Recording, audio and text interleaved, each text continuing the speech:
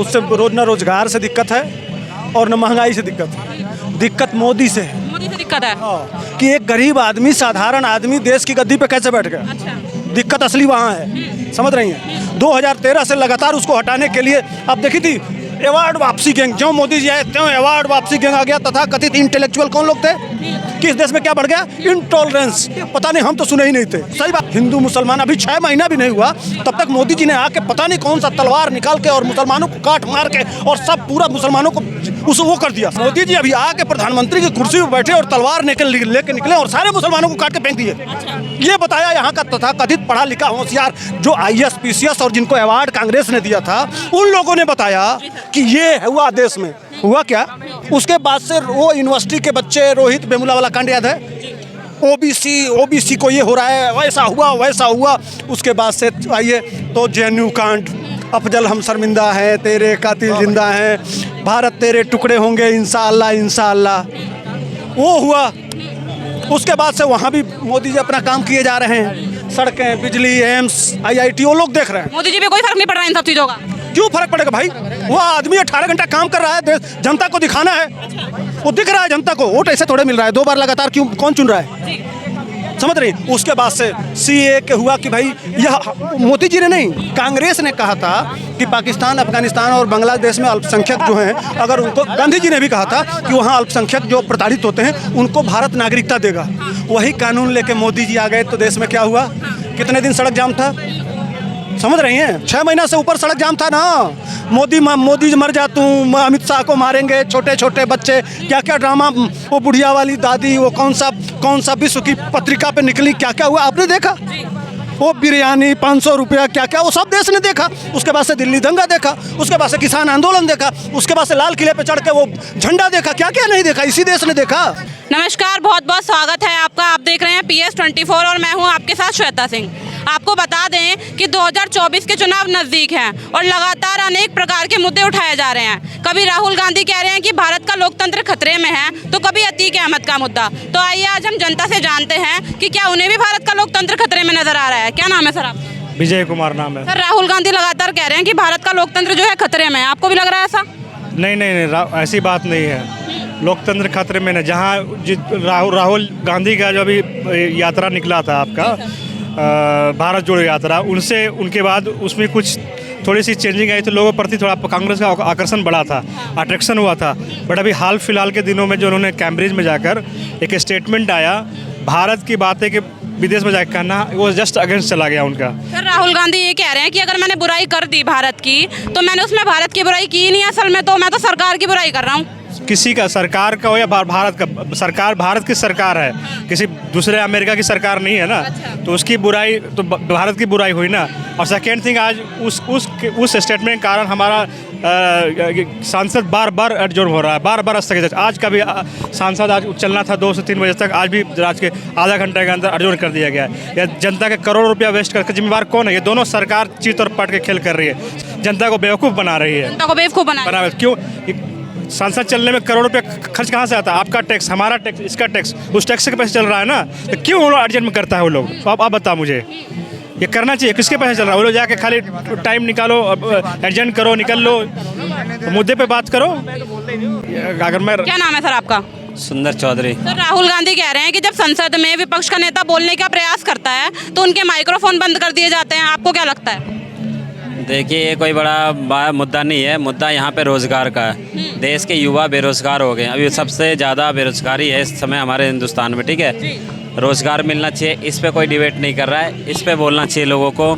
अच्छा शिक्षा की व्यवस्था होनी चाहिए इस देश में, इस पे कोई बात नहीं कर रहा है। अच्छा स्वास्थ्य की व्यवस्था की सेवा होनी चाहिए इस देश में, इस पे कोई बात नहीं कर रहा है। सिर्फ पार्टियां अपनी राजनीतिक रोटियां सेकने का काम कर रही है। हर कोई चाहता है कि मैं कैसे सत्ता में आऊँ। अच्छा। हर कोई अपने सत्ता के लिए पॉलिटिकल स्टंट कर रहा है। लेकिन मैं यही कहना चाहूँगा सरकार से कि युवाओं को रोज़गार मिले, अच्छा शिक्षा मिले बच्चों को। लेकिन भाजपा तो कह रही है हमने खूब रोजगार दिए बच्चों को, सभी के पास रोजगार है, हमने स्टार्टअप शुरू करे हैं ना, इतने सारे, सबको रोजगार मिल रहा है।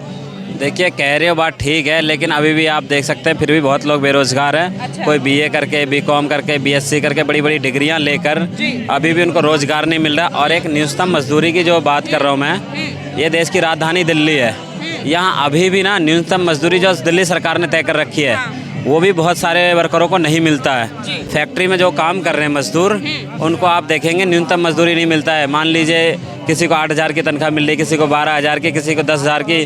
इसी में बताइए, दिल्ली में इतनी महंगाई है, फिर भी इतने में कम लोग। महंगाई और रोजगार आपका बेसिक मुद्दा है। क्या नाम है सर आपका? सुधीर पांडे। सर लगातार कह रहे हैं कि इतनी महंगाई है दिल्ली में और देश में पूरे, और मतलब बेरोजगार हैं युवा जो हैं, उन्हें रोजगार नहीं मिल रहा है। क्या कहेंगे आप? अब बेरोजगार नहीं, दिक्कत उससे न रोजगार से दिक्कत है और न महंगाई से दिक्कत है। दिक्कत मोदी से है। मोदी से दिक्कत है कि एक गरीब आदमी, साधारण आदमी देश की गद्दी पे कैसे बैठ गया। अच्छा। दिक्कत असली वहाँ है, समझ रही हैं। 2013 से लगातार उसको हटाने के लिए अब देखी थी अवार्ड वापसी गैंग, ज्यों मोदी जी आए त्यों अवार्ड वापसी गैंग आ गया। तथा कथित इंटेलेक्चुअल कौन लोग थे कि इस देश में क्या बढ़ गया? इंटॉलरेंस। पता नहीं, हम तो सुने ही नहीं थे। सही बात है, इतना बहुमर हो गया, ये शब्द हम नहीं सुने थे। तो मैंने पूछा लोगों से कि भाई ये क्या है, ये कौन सा शब्द है? तो अस्पृश्यता, माने ये जो कहा जा रहा है ना, हिंदू मुसलमान, अभी 6 महीना भी नहीं हुआ तब तक मोदी जी ने आके पता नहीं कौन सा तलवार निकाल के और मुसलमानों को काट मार के और सब पूरा मुसलमानों को उसे वो कर दिया, समझ गई ना। विपक्ष तो कह रहा है, राहुल गांधी कह रहे हैं नागरिक ही नहीं मानते हैं मोदी जी मुसलमानों को। तो अरे वही तो कह रहा हूँ कि मोदी जी अभी आके प्रधानमंत्री की कुर्सी पर बैठे और तलवार लेके निकले और सारे मुसलमानों को काट के फेंक दिए। ये बताया यहाँ का तथा कथित पढ़ा लिखा होशियार जो IAS PCS और जिनको अवार्ड कांग्रेस ने दिया था, उन लोगों ने बताया कि ये हुआ देश में। हुआ क्या? सुनने वाले समझ रहे हैं ना। उसके बाद से वो यूनिवर्सिटी के बच्चे, रोहित वेमुला वाला कांड याद है? ओबीसी को ये हो रहा है, वैसा हुआ। उसके बाद से आइए तो JNU कांड, अफजल हम शर्मिंदा हैं, तेरे कातिल जिंदा हैं, भारत तेरे टुकड़े होंगे इंशाअल्लाह इंशाअल्लाह, वो हुआ। उसके बाद से वहाँ भी मोदी जी अपना काम किए जा रहे हैं। सड़कें, बिजली, एम्स, IIT वो लोग देख रहे हैं। मोदी जी पे कोई फर्क नहीं पड़ रहा है इन सब चीज़ों का। क्यों फर्क पड़ेगा भाई? वो आदमी 18 घंटा काम कर रहा है, देश जनता को दिखाना है। वो दिख रहा है जनता को, वोट ऐसे थोड़े मिल रहा है 2 बार लगातार। क्यों, कौन चुन रहा है?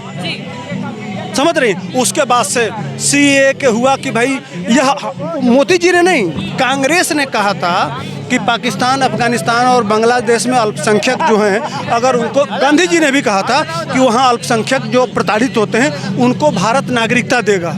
वही कानून लेके मोदी जी आ गए तो देश में क्या हुआ? कितने दिन सड़क जाम था, समझ रही हैं? 6 महीना से ऊपर सड़क जाम था ना।